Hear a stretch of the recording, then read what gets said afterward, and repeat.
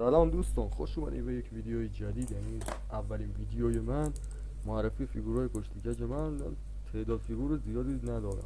اولین فیگور از رندی اوتون شروع میکنه، چون که مارک متل هم هست. و فیگور بعدی کلادیو سزارو یا کلادیو کاستانولی هستش از AW، همون WWE سزارو خودمونه. و فیگور سومی هم برام بریکر هستش.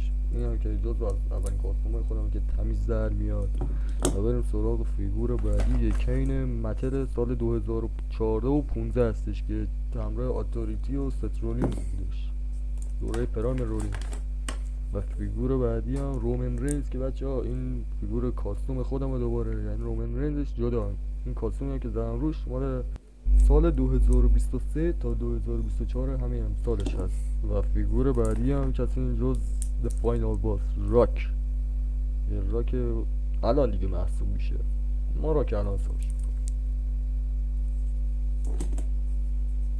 بچه. و فیگور بعدی هم شین مکمن هستش که به زودی به AEW پیونده. شین مکمن رسل مینیا فکر کنم، دقیقا نمیدونم، ولی یکی از رسل مینیا هستش.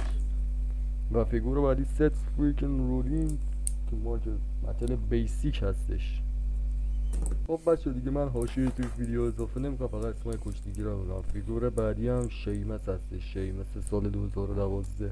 چون صدای منم اگر درست نمیاد چون با همسایه دارم ویدیو میگیرم، توی خود ویدیو اصلی صدا زیاد. و فیگور بعدی هم جف هاردی الیت هست، البته یکی از پاها شکسته.